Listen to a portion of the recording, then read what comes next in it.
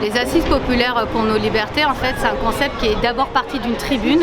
Et l'idée était, dans cette tribune, on expliquait qu'il fallait réagir face à la violence d'État multiples et à l'aggravation de la privation de nos droits, de nos libertés, et notamment aussi la crise démocratique que nous traversons et qu'il y avait une urgence à réagir. Nous sommes au cœur du plus grand mouvement social de ces 50 dernières années, dont l'ampleur et l'enjeu débordent largement le cadre des retraites. Le triptyque, c'est surveillance, répression et précarisation. Et ça, on le voit dans toutes les lois. Il y a vraiment, je crois aujourd'hui, une situation grave au niveau des libertés publiques en France.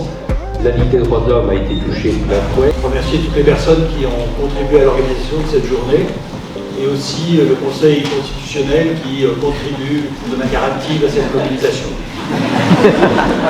C'est extrêmement pluriel parce qu'on a de la Ligue des droits de l'homme qui vient d'être attaquée sur cette subvention, à la ZAD de Bure, au Bloc Lorrain qui a été dissous. Donc à la fois il y a des collectifs très précis sur des luttes très précises et en même temps des grandes organisations très institutionnelles. Et l'idée c'est de faire converger leur façon de faire pour résister à la répression. Maintenant, dès qu'on est progressiste, on est marqué au front de wokistes, de personnes anti-républicaines qui menacent l'état de droit. Aucun corps de métier, aucune révolte, qu'elle soit populaire ou sociale, ne sera pas ensanglantée. La première fois qu'on a vu un char sur Paris, c'est pendant le mouvement des Gilets jaunes. Ils ne l'avaient pas utilisé. Ils l'ont utilisé à Sainte-Soline, parce que 4000 grenades en 2 heures, soit une grenade toutes les 2 secondes, je ne pense pas que ce soit la main humaine. On est suivi, parce qu'on est sur écoute téléphonique, parce qu'il y a 15 jours, en fait, j'ai fait 70 heures de garde à vue, pour rien, parce que j'ai sans cesse des perquisitions informatiques. On a été victime de violences sexuelles et de viols de la part de la police lors d'une NAS. On trouve ça vraiment important de venir dans des assises publiques comme ça pour parler, pour témoigner, pour dire qu'on est tous ensemble, on est fortes et on est là, quoi. On n'est pas les premiers et malheureusement on ne sera sûrement pas les derniers à avoir vécu ça.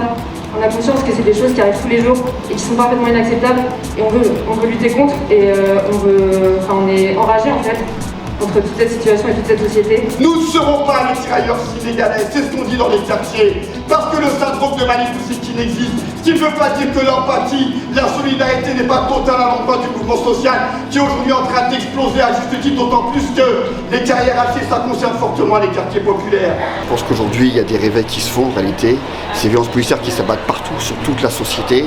Et je trouve qu'ils se sont abattus, qu'ils s'abattent dans des zones d'expérimentation, des laboratoires, qu'on appelle communément les quartiers populaires, qui concentrent en fait des gens paupérisés, oui, mais particulièrement arabes et noirs concrètement. Et donc c'est important qu'il puisse y avoir ces rencontres de solidarité entre les uns et les autres. S'il y a jonction, il peut y avoir jonction entre ces différentes zones de relégation sociale et ceux et celles qui manifestent aujourd'hui pour le droit à la retraite, eh bien je crois qu'on est capable de leur tordre le bras là-haut.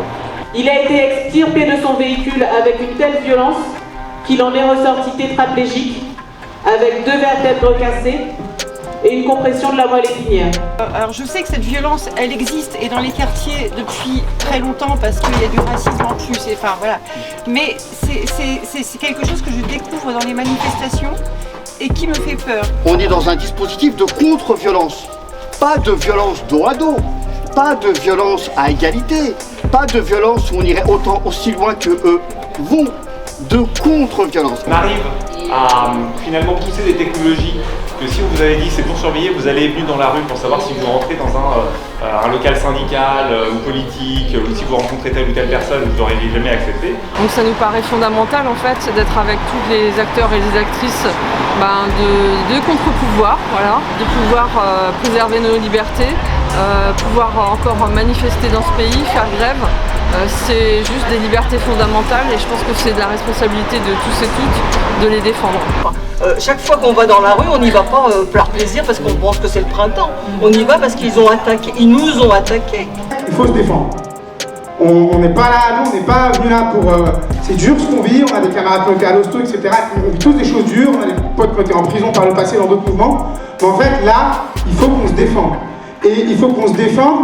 En fait, c'est comme un match de boxe, quoi. On est en train de prendre un coup, il faut qu'on organise une parade. Et c'est quoi une parade? Une parade, c'est à la fois encaisser un coup, l'esquiver, pour celles et ceux qui font de la boxe, mais à la fois, dans la manière dont tu l'esquives, tu prépares le prochain uppercut que tu vas mettre.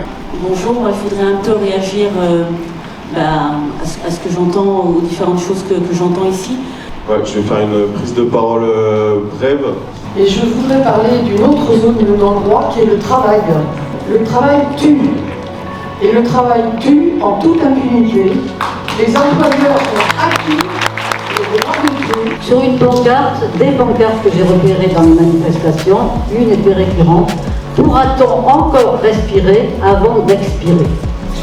Tant l'espérance de vie est de plus en plus menacée par les canicules épuisantes, surtout pour les travailleurs manuels, dont d'ailleurs je rappelle que l'espérance de vie des ouvriers est entre 10 et 13 ans inférieure à celle des cadres. Je voudrais simplement dire qu'on a déjà gagné. Le mouvement actuel sur les retraites, par plein de ses composantes, marque la sortie de la séquence historique de tétanie du mouvement social.